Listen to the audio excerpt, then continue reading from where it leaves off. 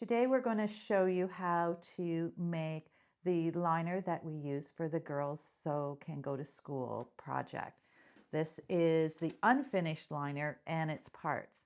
We are going to take a 8-inch strip and we are going to place it on one of the circles on the wrong side of the circle. The other half of the circle is going to stay here because we'll join it up later.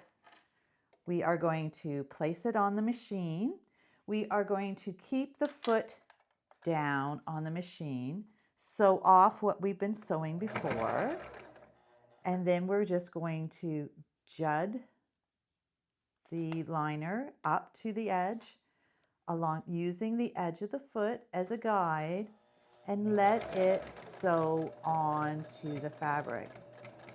We're just going to use that line as a guide to sew down the side of the fabric.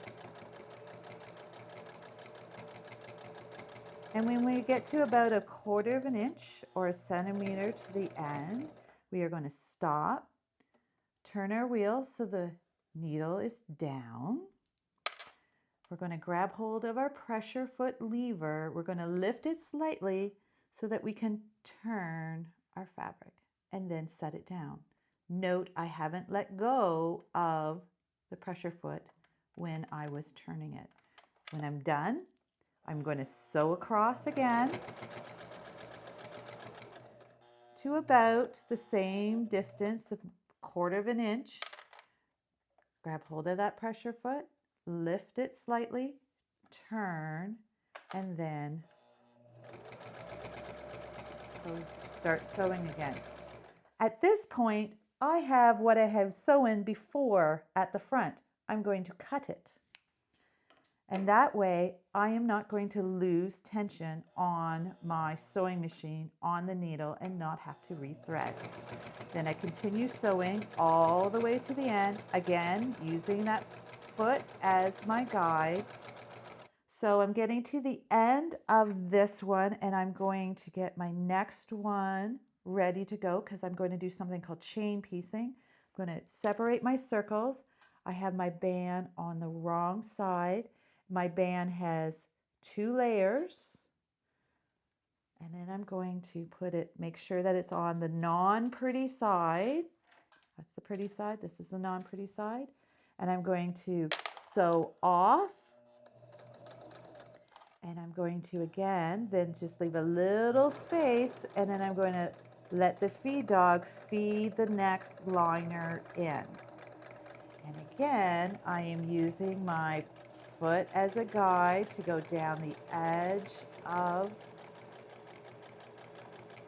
and I'm going to again go to about 1/4 inch to the end where I stop. I make sure my needle is down. I got lucky that time. Make sure the needle is down, pushing the wheel towards you to do that. Put my hand on the pressure foot to lift. Don't take my hand off. Turn and put it back down. Go to the other side. Turn my wheel so that the foot is down. Again, lift the pressure foot, turn, and come back. I'm going to start sewing down this, and I'm going to stop because my other circle liner piece is in front now. I'm going to trim that off. I'm going to match it up with the one that it matches to. So I'm putting pretty sides together, and that is going to be ready for stage 2. I'm going to then come back and finish this one. And again, sew off. I don't have to go across this end because when we sew around in stage 2, we're going to catch enough of that it's not necessary. Sewing across just gives me the advantage of being able to sew both sides to firmly secure it down. I'm going to grab one more for the demo. Non-pretty side is going to go on, and again, I'm sewing off, as I said, and you're going to start again. So my suggestion is to do 10 or so of these first of all before going on to your stage 2. If we're in a sewing event, you may be doing a whole bunch of number 1s and somebody else will be doing number 2s. But for now, it's much easier to, again, lift, turn, set it back down.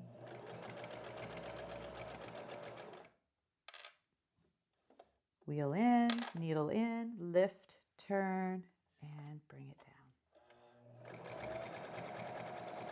Again, it's now in front. It's bugging me. I'm going to cut it, snip, and I'm going to match it up with its mate. Pretty sides together.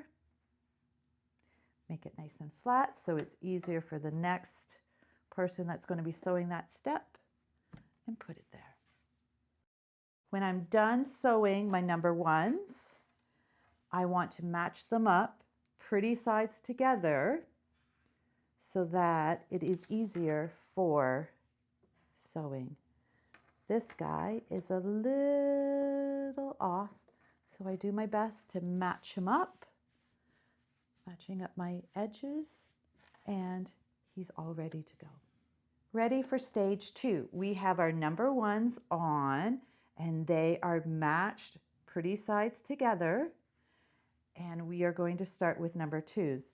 We want to start on the side, not on the ends, because when we flip them inside out to do stage number 3, it's much harder to tuck in because we have multiple layers here.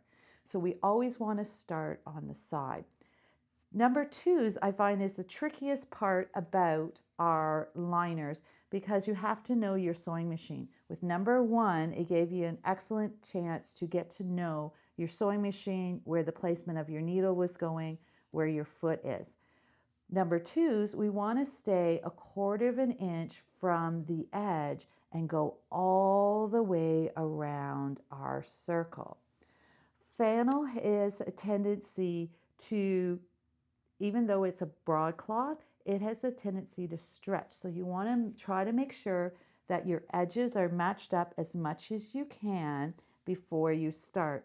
If you have a liner that, for example, like this one, that is obvious the bottom one is a little bit bigger than the top one, put the bigger liner on the bottom, because that way you'll be able to see to make sure that you catch both edges as you go around. Here we go. We're going to start in the middle. I am making sure that I know my pressure foot, and I'm going to make sure that this line on my pressure foot is what I'm using as my guide on my sewing machine. Don't be afraid to look at your sewing machine and see all the different lines on the plate. They will help and guide you around. You're not looking to where the needle goes, but where the edge is that you want for to sew. Right now my pressure foot is up. To sew, you always have to have your pressure foot down. So bring that pressure foot down and place your foot on your gas pedal, and you're going to start. Take your time going around. You want to be nice and slow, have control over your machine. As you become a better sewer, of course you can go faster, but right now the key is just to get to know your sewing machine. Use your lines as your guide and slowly go around. It's no race here. Here I have a little bit of overhang, so I'm making sure that I push my fabric out so that it sort of matches up, that I have that guide. We want to make sure that the liner is as big as we can for the girls. So we don't want to be way in, because of course that makes the circle smaller when we turn it inside out. But we also have to make sure that we have a good distance, that 1/4 of an inch, because flannel frays, and as the girls wash them, the thousands of times that they're going to wash them, we want them to withstand the wear and tear. So now I'm coming around to where I started, and I want to leave a 3-finger hole to be able to turn it inside out. So I'm going to stop right about there. So I come along and I'm going to stop. Now I could do a reverse stitch, but I'm not going to because the next stage will secure that. So what I'm going to do is I'm just going to stop. I'm going to lift my pressure foot and I'm going to pull. Sometimes it catches a little bit midstream of the stitch, so I'm going to pull it out and I'm not going to cut. I have a nice long tail there. I'm going to take my next number 2, making sure that it's all positioned nice and together. And again, I'm going to start on the side. So I'm going to bring it over. I'm going to start it on the side using my guides of my plate. And I'm going to start again. You notice that it pulled there a little bit on this. That's okay. I want to start sewing first. Then I'm going to stop and I'm going to trim this off. And the reason why I do that is because I want to spend my time sewing. I don't want to spend my time threading the machine. I continue now sewing around my circle, taking my time, catching all the edges.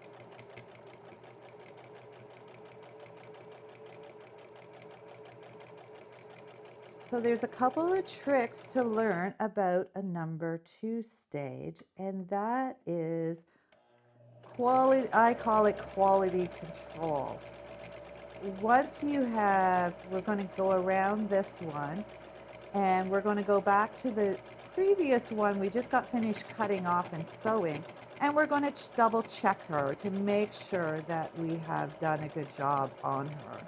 I want to leave a 3-finger hole again. Here's a view of the 3 fingers. So I want to stop right about there, leaving, it's about 2 inches in space.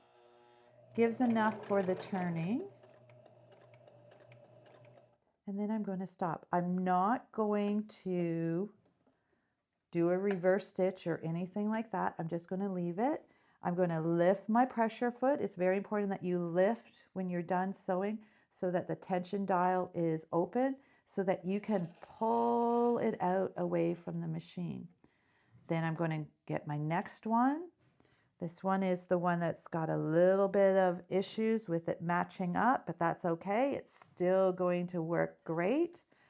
I'm going to start it on the side again using my lines, put my pressure foot down so that I can start to sew, getting all that tension, and I'm going to start.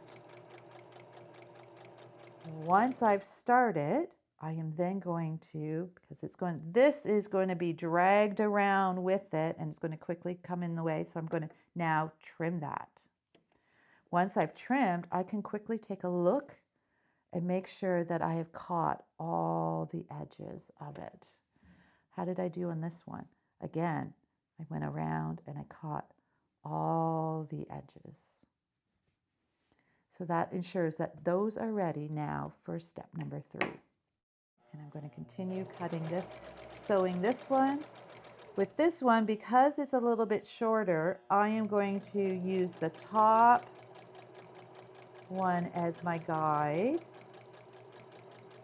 catching all of those.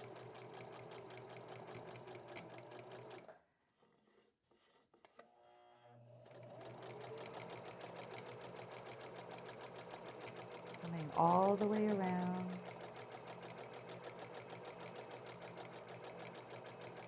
You can see how important good cutting is to the whole process. But we try our best as volunteers to do what we can. And as sewers, we figure out how to do our best that we can as well. Again, I'm coming around to where I started right here. I'm going to leave a 3-finger hole ending about there. And I'm stopping. I lift my pressure foot and I pull out. And that is the number 2. So here we are at the beginning of doing our stage 3. We have done stage 1 of putting the rectangle extra absorbency part onto the single liner, and we have matched it up in stage 2, sewing around the edge and leaving a hole. Before we can do stage 3, we have to turn it inside out. So I take my thumb, put my thumb in the hole, reach all the way through to the seam on the other side, and take my fingers onto my thumb, and I'm going to push it through. And once I push it through, then I just gently guide, being careful not to rip at the hole, and turn it inside out.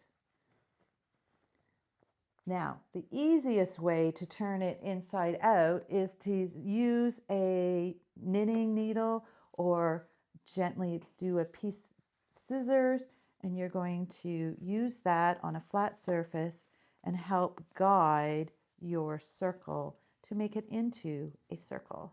So you can notice over here I still have a bunch to push out. So I can use my hand, I can use the edge of the scissors to poke it out to make it nice and flat and circular. If I see some thread, I'm going to snip that off, and then I have my flat circle. Let's do that again. So here we are ready to turn this number 2 inside out to get it ready for number 3. I take my thumb and I'm going to put it in the hole that is left, the 2-inch hole, and I'm going to wiggle my thumb all the way through to the opposite side. I'm going to put my other 2 fingers there, and I'm going to poke all the way through the hole. Once I have that poked through the hole, then I can gently push this fabric all the way through. Being careful, of course, not to rip or make the fabric fray, but just gently push it all the way through, and she comes out. Now I can give her a good shake to try to get her, and I can also use a handy dandy poking tool or a knitting needle, and laying her flat on the surface, I can go around the edge and just poke her all out, making her nice and round. And there she is, ready for stage number 3. I am now ready for sewing stage 3. We still have a hole here. This is the most important part of stage 3. These girls are going to use and wash these all the time. If this is left open, this is going to fray and create a hole in the actual liner, and we don't want that. So we want to tuck this in very gently using that 1/4 inch seam that we've already done. So we fold it over 1/4 inch and we put that together. Now you will notice that I still have some threads out here. I like to use my scissors and tuck that inside, tuck those threads in, making a nice smooth corner there. This is where I'm going to start. You'll notice I have little bumpies here as well. Again, I'm going to use my scissors and I'm going to tuck them in, tucking them all the way in so that they are hidden inside now. I'm going to start at the hole for this sewing because then I know where the hole is. Coming over to my sewing machine, I'm holding the hole. I have my fingers on both of the ends, and I'm going to start right in the middle. With number 3s, I want to be almost on the edge. I'm top stitching this now, so I'm almost on the edge. So I know where my needle goes down in the sewing machine. So I'm 1 or 2 millimeters over the edge. So I'm going to place it down on that. And I'm going to start. I'm staying really, really, really close to the edge. If I'm not careful, if I'm going too fast, sometimes I might even slip off the edge and have to restart again. But I'm staying nice and close to the edge, giving a nice top stitch to the edge of this liner. This adds strength, so when they wash, it provides an extra layer of confidence that the liner is going to endure. So I go nice and slow again, all the way around. Some of the sewing machines, you'll hear them thunk a little bit because they're going through many layers of fabric. All right, here I am, almost at the end again. To make this nice and neat, I'm going to trim where my thread started to try to prevent spiders from appearing or anything. So I'm going to trim that off so it's nice and neat, because what I want to do is I want to go back over that stitching again. Remember the beginning of my hole, how I had those little threads? This is my opportunity again to tuck it back in to make sure it's nice and neat in there. And I am going to continue now going around to the end. Again, staying nice and close. And see my thread there? I am going to match that up with the middle of my foot so that I am going to be tracing over top. This way, I don't have to do a reverse stitch because I've just locked the stitches together. Of course, I could use my reverse, going back and forth to secure that in. And there we go. There's a number 3. So now I'm going to lift my pressure foot, make sure my needle isn't down, and I'm going to pull that off. I am not going to cut my threads. Instead, get my next number 3 ready, tucking in the hole, 1/4 of an inch, looking at my little threads, tucking them in, getting them all the way in there, out of the way, and going to my sewing machine and setting it down there's where my needle goes down on my pressure foot right there. And notice that my edge is really only like 2 or 3 millimeters to the end. And I'm going to then start sewing. I double check to make sure that baby's tucked in there because she likes to escape every once in a while. I hold her down and I start going all the way around again. And that is what we do for the number 3s. I tell you that it's important just to take your time and go around.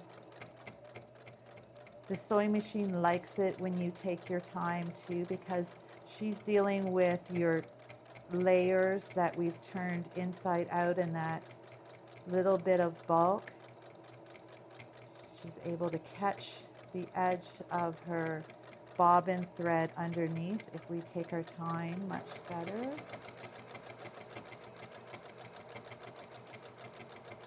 And it also gives you opportunity that if something is a little not circular, you can grab her and push her out so that she becomes a more circular liner. You'll notice that this is a little bit of that's the little bit of the hunk that from the strip that was there that was causing her a little grief. We're coming around, and now I am going to again check to make sure that's in there. I want to trim my threads. Getting rid of that one that we made before. And I am ready now to close in on. I'm coming up to my stitching, and I'm going to just go over top of her. Now, what happens if you don't go over top exactly? It happens. If you have a reverse button on your sewing machine, you can reverse her and go back over. The most important thing is to try to lock those stitches in and secure that hole. My needle is down right now, so I'm going to use my arm and pull that towards me so that she goes up. Needle is up, then I can raise the pressure foot and I can pull that off. And she is ready for another. My sewing machine is ready for another number 3 to sew. Ta-da!